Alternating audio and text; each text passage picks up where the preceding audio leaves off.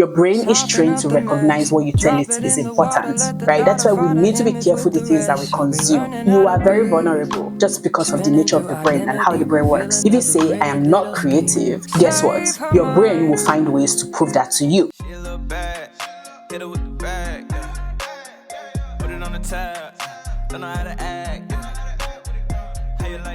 Do you ever catch yourself saying something like, oh, I'm so dumb, or I'm just not that type of person? And then, without realizing it, you start living like it's true. Like you mess up with something small, and suddenly in your head, you're just the type of person that messes up, that just never gets it right. I used to do this all the time, but the older I get, I started to realize that, wait, what if I'm the one actually reinforcing this identity? Like I don't know anything, like I'm not good enough, like I can never get it right. What if I'm the one shaping how I show up in the world by the things that I say about myself? And then I came across this verse in Exodus 3 verse 14, where God says, I am who I am. And it got me thinking, if the most powerful name starts with I am, then maybe we need to pay a little more attention to what we say after we use the word I am. I am on its own is a declaration, a proclamation. Now let's look at the power of I am in the mind.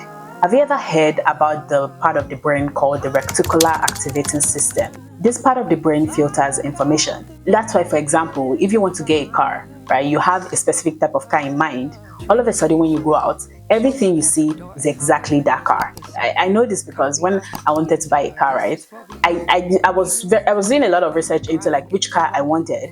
So anytime I would go out, I would be like, oh yeah, that's a Honda. Oh, that's a Honda. Now I can identify cars without, any prompting. I would just see the car, just be like, oh yeah, that is a this, that is a that, because I was doing a lot of reading to determine which car I wanted to go with. So now I'm now an expert on cars, not expert in that sense, but at least I can identify what is what. Like this car is this car is that.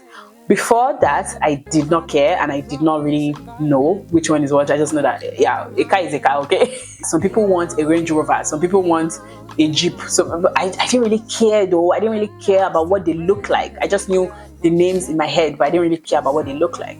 But the moment I started to consider like wanting to buy a car, my brain started to see it all over the place. I started to see it everywhere.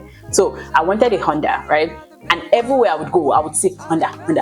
Now that I have a car, right, a Honda, I would see the specific type of a car everywhere. It just stands out. It stands out. Other cars will be driving, but that Honda, I would notice it because, I know about Hondas, right? So yeah, that is how the Reticular Activating System works. Your brain is trained to recognize what you tell it is important. Now, apply that to your identity. If you keep saying, I am always anxious, there's this new song, right? Anxiety, something. I don't know the lyrics, but I know that there's anxiety there somewhere, right? And yeah, a lot of us are refuting it and saying, God forbid, because at the beginning of the year, we're all doing, joy is coming, early in the morning. But when you are thinking joy is coming, you would always want to look for opportunity to find joy. But when the song that is raining now or going viral now is anxiety, now you start to think, hi God, if I do this thing now, I'll be anxious. Hey, this, I'm anxious. Oh, that, I'm anxious, right? Because the thought or the song that you keep blasting to your brain is anxiety,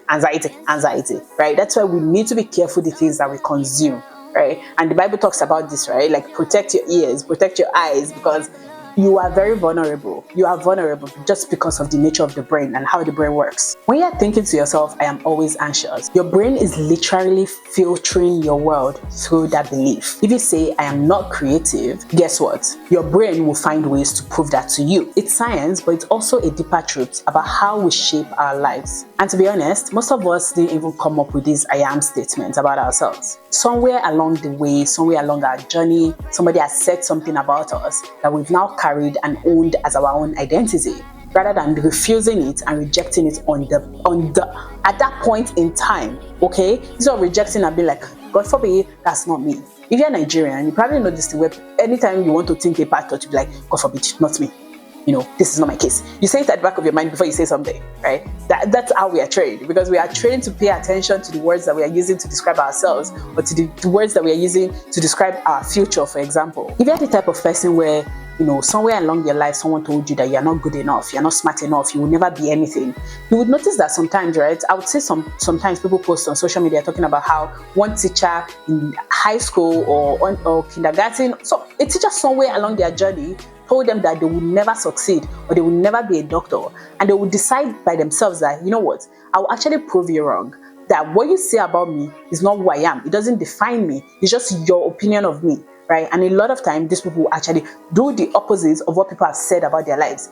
That is what it looks like when you are taking control and refuting negative beliefs and thoughts about your life. Okay, so this brings us into the significance of naming as Nigerians, right? Names aren't just names. They carry meaning, history, or even spiritual weight. A name can tell you the circumstances of someone's birth, their family's hopes, or even a prophecy about their future. Let's look at some examples. Ayodele means joy has arrived. Joy has come into our house, into our home, right? If you're looking at it from the meaning, it's kind of weird to call your child Ayodele, like joy has arrived into our home.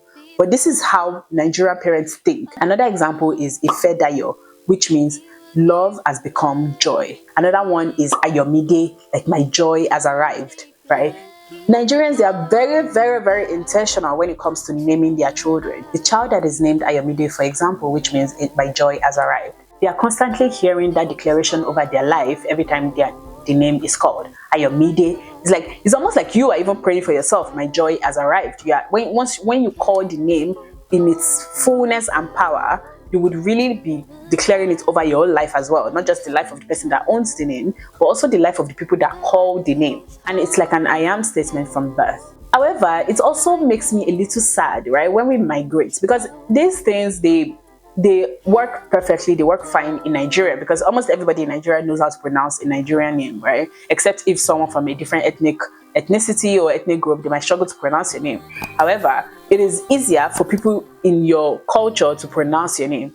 But it makes it a bit sad when we migrate abroad, for example, and we shorten our names or we change our name to be, to sound almost Western, right? To make it edible.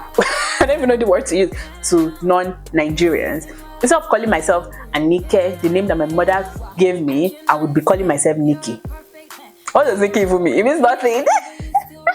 No, but Nike means something, right? Adenike means something. However, if I say Nikki, which is an English name, it means nothing. It means nothing significant anyway. It means nothing powerful, right? So it's quite sad when I see people, westernize their names when they're trying to share their names in a classroom, for example, or share their names with their co-workers, and their co-workers are like, oh, do you have a nickname?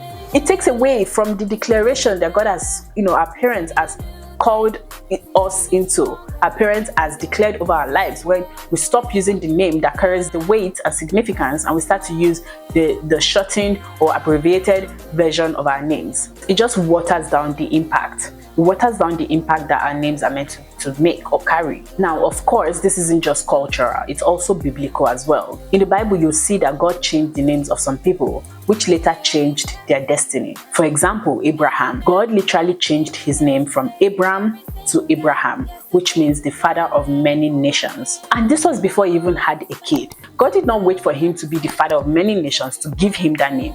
He gave him the name, calling it into his life, before he became the father of many nations. This is why it's important to value the name that you have and not be ashamed of your name. Another example is Gideon. Gideon was literally hiding in fear. But guess what? God called him the mighty warrior.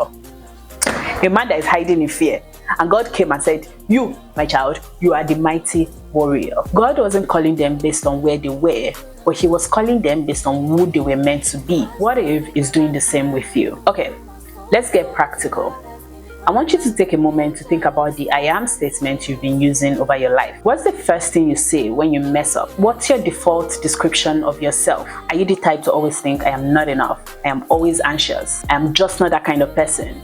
Okay, let's reframe those thoughts. What if instead of saying I am not enough, you say I am growing, I am capable, I am equipped? What if instead of I am anxious, you said I am at peace, I am secure in God's hands? This isn't just about positive thinking. This is a reprogramming of your brain. It's aligning your words with truth. It's choosing to believe what God says about you rather than focusing on what your fear says. Okay, come closer. Here's my challenge for you. This week, be mindful of your I am statements to yourself, and not just the ones that you say out loud, the ones you think as well. Catch yourself when you start to say I am not good enough, and replace it with speaking life over yourself. And if you're up for it and you don't feel shy, drop your new I am statement in the comments.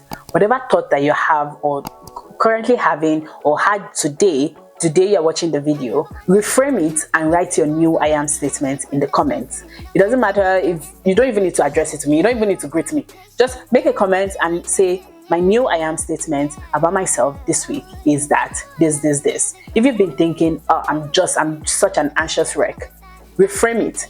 Okay, I am concerned about this area, about this. Or if you're anxious about something that is going to happen in the future, forget about that. Let me do what I can do today, right? I'll do my best and make sure that I am able to do what I have to do today. Focus on today, because anxiety is about thinking about the future, trying to project what the future is going to look like or feel like, right?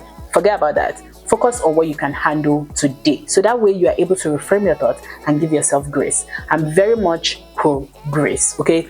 I want you to know that you are human. You can make mistakes. You can say things about yourself or think things about yourself that are not necessarily ideal. But when you catch yourself doing those things, I want you to give yourself grace and reframe those thoughts. All right, guys, before I go, I want you to remember that what you think about yourself matters more than you think. So give yourself grace and make it count. Make the things that you think about yourself positive rather than always negative. And if you find that you're always having negative thoughts about yourself and you're finding it difficult to get out of it, seek professional help or seek the help of your community. If this video resonated with you, please make sure to like, share, subscribe, and leave a comment, guys. Leave a comment about your new I am statement. If you've not turned on your post notification, I really don't know what to tell you. There's value on this page. What you need is on this page. What you need to be your best self is on this page. What you need to end those generational trauma is on this page. So I want you to subscribe. Please subscribe.